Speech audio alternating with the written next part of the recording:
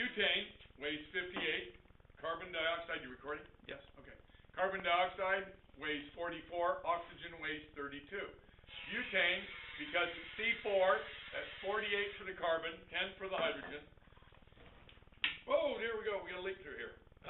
Okay. Let's try that again. All right. Here we go. I'm going to fill this with butane. This is getting haphazard. Okay. Fill this with butane. Butane's heavier than the other gases in the room. Therefore, all the others were pushed out. The only availability for our fire is with the oxygen on the outside. The rest is all filled with butane. If I close off the availability of oxygen, it no longer can burn. There is still butane in there. It's down at the bottom. As you can see, all I have to do is open it up. But there's still some butane in there. And I can demonstrate the butane is in there by pouring it into this beaker. You may or may not be able to see it pouring into the beaker, but it pushes all the other gases out so that the beaker is now filled with butane, so that if I light it at the top, it burns slowly down to the bottom. Okay, thank you.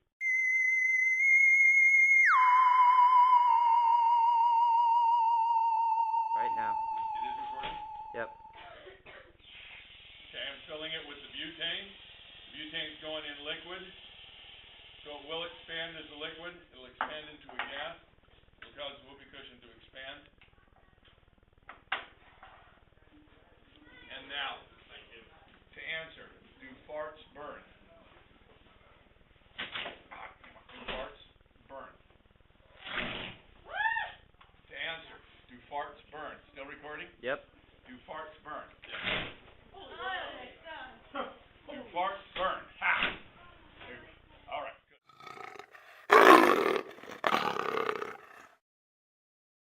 Typically, biology, I have everybody raise your right hand.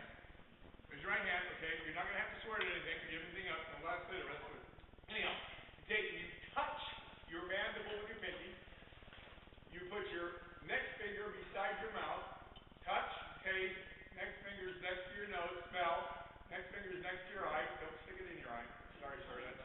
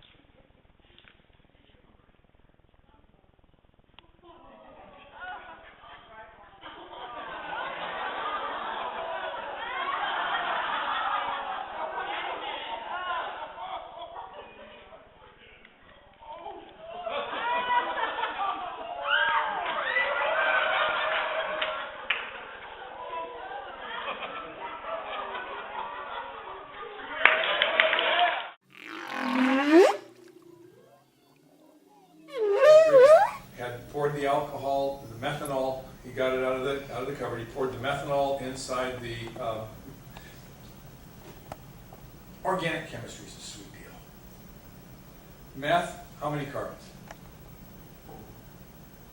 Meth is 1, F is 2, prop is 3, bute is 4, pent is 5, hex is 6, hept is 7, oct is 8, 9 is 10, dec is 10, okay. So organic chemistry. The kids go, oh, methamphetamine. Yeah, well, there's a single carbon attachment to an amphetamine group. Okay, that makes sense, okay? So meth is 1. Methanol, anol means alcohol, meth means 1 carbon alcohol. Ethanol is the one people drink, okay, so that's a 2 carbon alcohol. It's got an OH on the end of it, so it's a hydroxide on the end, so that makes it an alcohol. So meth is a 1 carbon with an OH on the end. Ethanol is a 2 carbon with an OH on the end. Propanol, or isopropyl alcohol, is a 3 carbon with a OH on the end. Butanol is 4 carbon with an OH on the end, etc. Okay, so the less carbons, the faster it burns. The more carbons, the slower it burns. Okay, really simple stuff. Whether it's methane, ane is a gas, it's got hydrogens all the way around. So methane, that's 1 carbon, and it's faster burning than ethane. But when we fart, we got a couple of them. We got methane and ethane. Natural gas comes out of the pipes. You got a little bit of meth and a little bit of F. Okay, it comes out. It's ane, 2 carbon or 1 carbon. Those are faster burning. Propane, I got a propane tank over here. That's a little slower burning. I've got lighters I'm going to use here. They're a little, this is a butane. The liquid in there is a butane. It's a 4 carbon. So it's a little slower burning than the propane. Propane's a little faster burning than the methane and the ethane. Methanol is faster than ethanol. Ethanol is faster than propanol. Yeah, all that. So I've got that in there now. You saw me pour out all of the excess methanol and ethanol.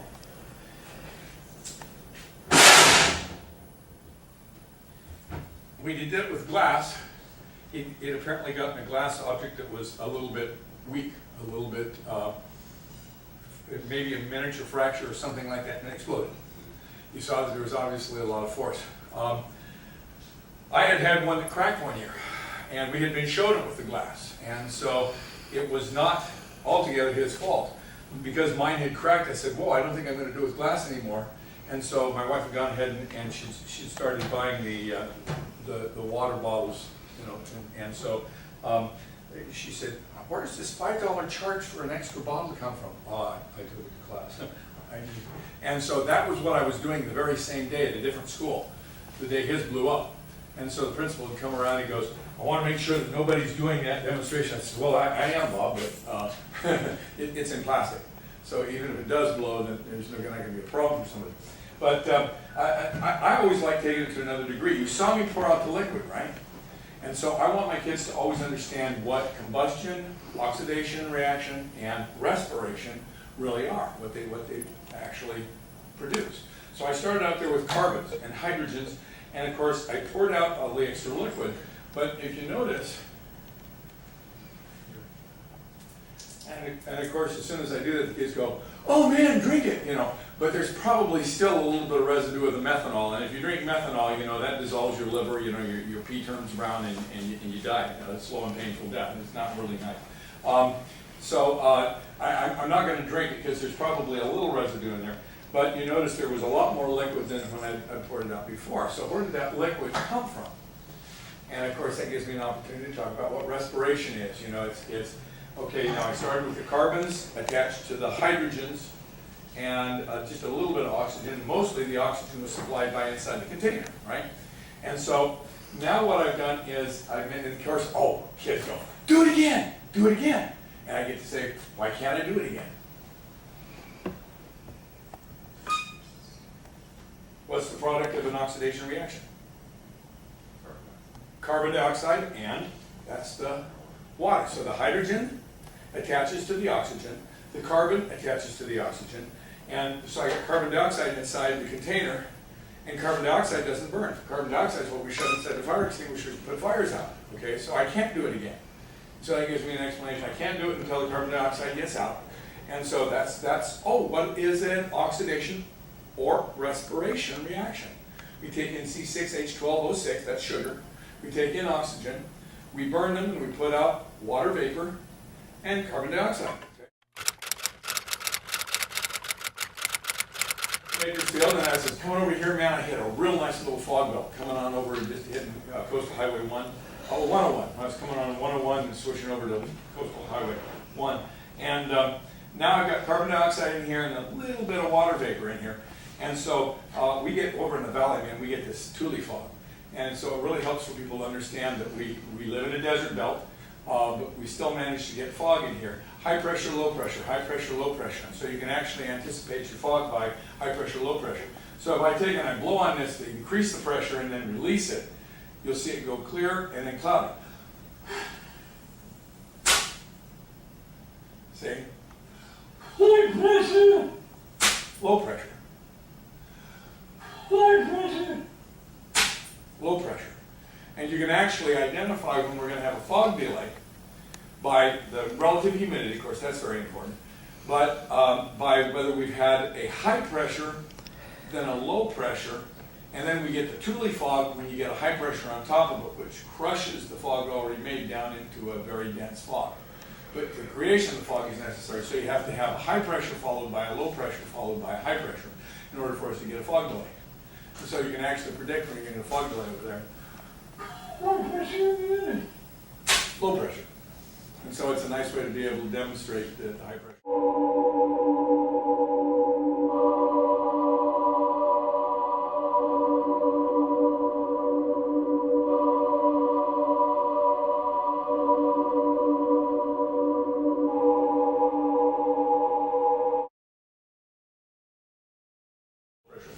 This is also responsible for why we have deserts in certain parts of the world.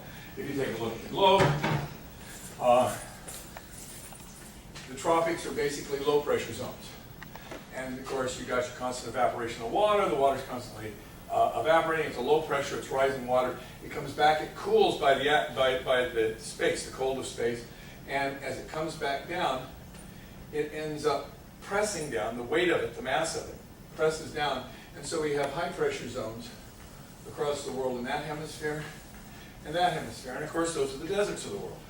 And those are the high pressure zones of the world, and that's why those are the desert zones.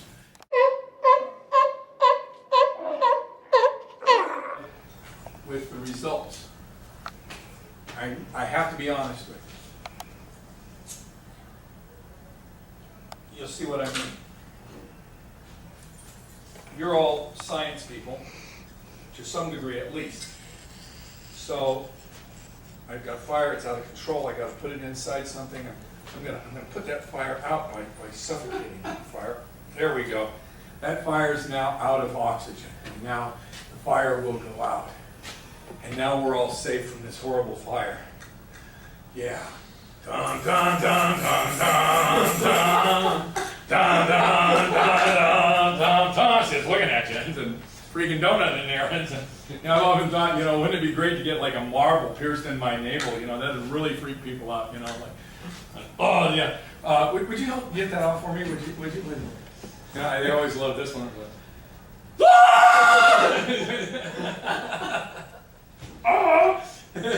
And so obviously you guys can see that my stomach is all the way in there. My stomach is just really sucked up in there. And I've lost 20 pounds lately, and so this is getting harder to do, and I walk by a gallon jar and I get scared, Okay. So why is my belly inside there?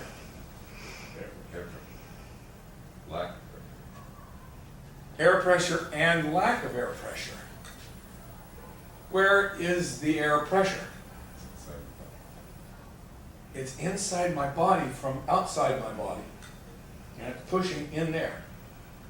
Why is the air pressure less in there? So I got these scissor jobs. That's why the kids are in trouble. No.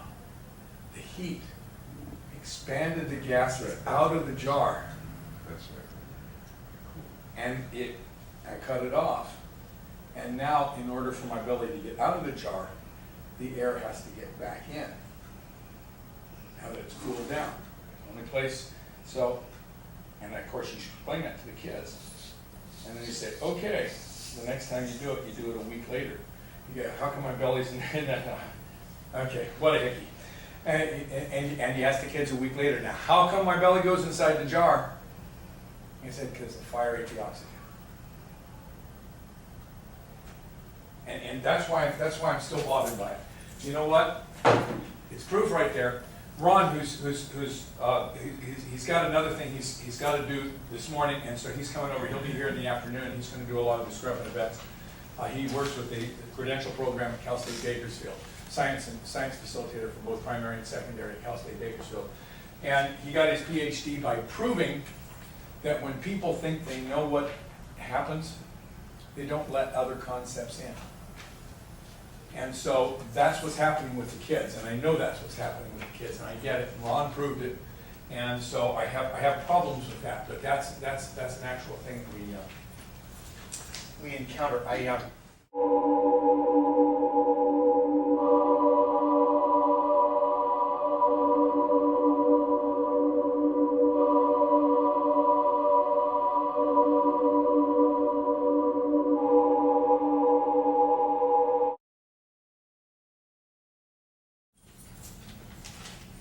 You eat the chips out, or you throw the chips away, whatever you want to do with the chips. Actually, one of the neat things to do with chips is you can do a calorie lab on chips. I love chips. I like peanuts too, and there's a thing I do. You know, I converted this. Okay, yeah, I'll tell you. Yeah, right along the subject that I was talking about. I had a friend of mine who said, never do a demo unless it's got a reason behind it. So I saw somebody doing a lab on calories. You know, a calorie is the energy required to raise 1 liter of water 1 degree centigrade. Okay, that's what a calorie is defined as. And so they got a lab where they measure the amount of calories in a peanut. It's a real rough lab, but they take a peanut, they put it on a paper clip, and then they light the peanut on fire, and peanuts will burn quite readily. Peanuts will burn. And then they'll put that underneath a container with a measured amount of volume, and then they do the calculations and so forth with the thermometer in there with centigrade, and see how many degrees the thermometer goes up from the burning of the peanut, and they're able to ascertain how many calories approximately is in a peanut. And so, have you ever noticed that a peanut in its shell looks very much like the standardized description of a mitochondria? Okay, and what is the purpose of the mitochondria? Well, it's processing the energy inside, and so what does a peanut have? It has a lot of energy. When I was drafted, I was in the Army, my first sergeant said, I've been through a lot of inspections. I've inspected a lot of lockers, and the one thing a soldier's always got, if he's got a snack in his wall locker, is some sort of nut, usually a peanut. Why would it be that soldiers always have a little spare peanuts in their locker? Energy. They're gonna need that energy, and it's something that just naturally wow, it's cool. So it's a real nice one. I use that, and then I say, well, what's it for? And I tie the process of the energy in a peanut to, you know, the purpose of the mitochondria. I say, see this? You know, here I come to save the day. That means the mighty mitochondria is on the way. You guys all saw Mighty Mouse? You remember? Well, you got it. Well, you might have seen my. Yeah, okay. You know, and you know, there's the little mouse. You know, and then there's the wolf. I'm going to eat a mouse today. You know, and then you know, and then up in the clouds. You know, and then she's, oh no, help me, mighty mouse. You know, and here I come to save the day. The mighty mitochondria is on the way. You know, it's a little bit of opera never hurts. So you know, but this is also, you know, you want a Cheeto man is just.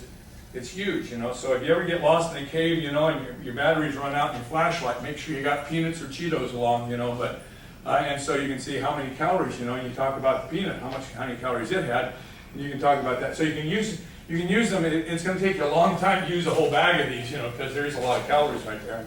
And of course, what are the kids going to ask you to do with it? Eat it. Of course, they're always going to ask you to eat it, so. All right.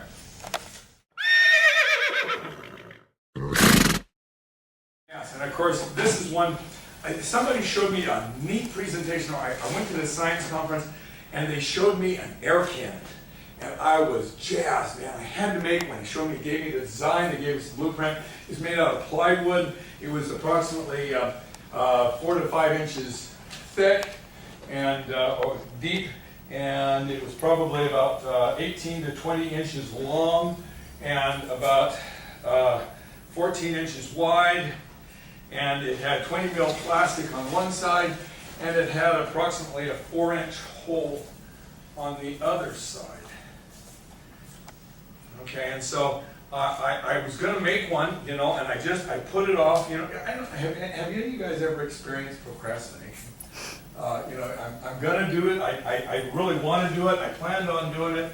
I'm going to get to it, but I guess just now isn't the time that I get to do it. And so one day I go to Target, and I'm in the procrastination phase. I thought it was really neat. I've got to do it. I'm going to have to do it. And I go to Target, and they have $5 for boxes of 27 chips. Now, I do not like these chips. I hate what they do to our kids.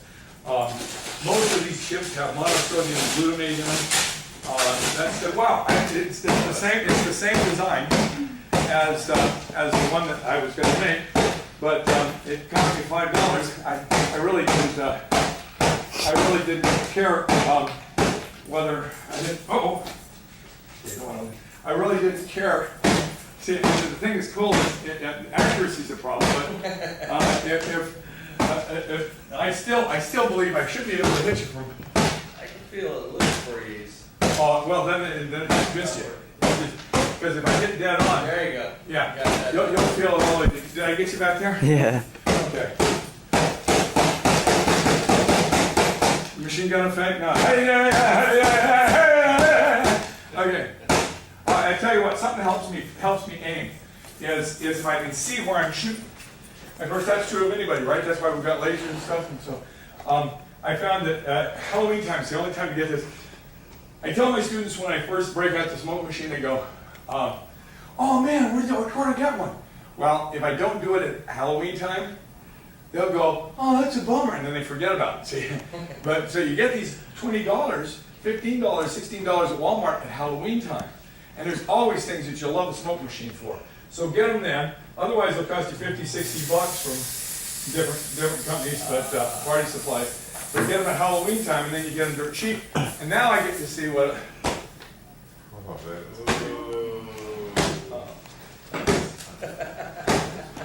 Now I really loved what the guy had done. You know, yeah. See, not a good name. Not good. And it was really fun. We went and we made these at the museum. We made one out of a refrigerator cardboard box, and we used a shower curtain from the 99-cent store, and we were able to make donuts this big around and shoot them across the ceiling of the museum, you know, and they were just coastal. So, see, the problem is aiming, and of course, one time I did this, and it was getting close to Valentine's Day, and of course, you know, now these have gotten up. They don't sell these very often. And you do have to be careful about this smoke. It will set off fire detectors that are really sensitive. Okay, I'm just checking. I went and I took a bowls. You know, I got some Tupperware bowls. And I cut out around the fire detector size in the lid. And then I used bathtub caulk around the rim so that it sealed up around the top of the fire detectors. And then when I go to use smoke in my room, this stuff, in order to not set off the fire alarm for the whole school, then I just pop the Tupperware into the bowl in over the smoke detector, and I'm able to get away with smoking up the room and doing laser light shows and that sort of thing. So, but see, wow, look at that, you know. Wow, I didn't have to do all the plywood construction and all the 20 mil plastic purchasing. It was already made, and all I had to do was throw the chips away. It cost $5. And I was able, so I was really pleased. Well, then, you know, once you make a discovery, bless you, I'll tell them I did it. Once you make a discovery, then you start seeing those things everywhere you go. And so I go to Food Max, and I go, wow, looky here, you know, and it's $2. And it's got a bunch of gunk in it. I search through till I find one that's got a bunch of gunk that I want. Okay? And so I go, right on, this is a bargain. Life's full of bargains. I love it. You know, I got an email from a friend. He said, I'm leaving mathematics And I'm going to the high school and I'm gonna start teaching science. Dave, can you send me a list of the kinds of laboratory supplies that I'm gonna need to do a laboratory science class? I said, sorry, Richard, I have no such list. I said, my science program is totally ghetto. I'm sorry, that's what the kids call it. My science program is totally ghetto. You know what? I use styrofoam cups. I use stuff from 99-cent stores. I use stuff from throwaway at Food Max. So I did this one time. It was getting close to Halloween time, and somebody said, "Wow, what if I shot like heart rings at my girlfriend? Wouldn't that be awesome?" I said, "Wow, that's a great idea." So I said, "Cool, let's make a heart. Let's see if we can shoot heart rings at our girlfriends." That's real romantic. That sounds really cool. I'll really get her attention that way.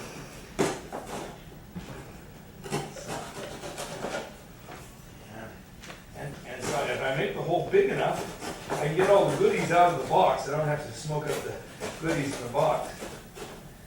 I got a heart in there. Oh yeah, now I can clean out the wax in my ears. That's all right. Okay, this is just right for spooning. Oh no, that's a spatula. Okay. Spanky good. Okay. Oh, I need lighters. I'm always needing lighters. Beat it good. I'm sorry. I'm just screwing around. That'll balloon into something bad. Okay.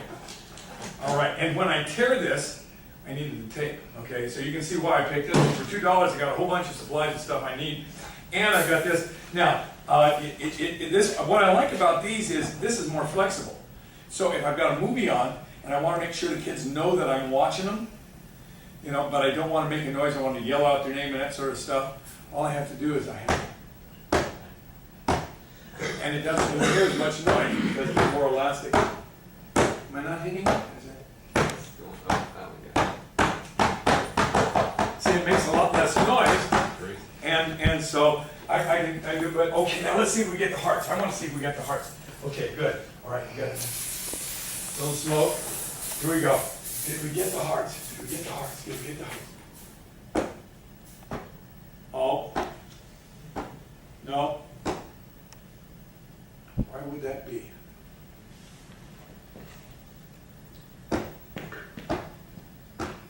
What's the air doing? It's moving most least resistant pattern, since if you did a square, it still would round out. It's still round out. Bummer. Oh well. We had to try, right? Yeah. Okay. Isn't that about science?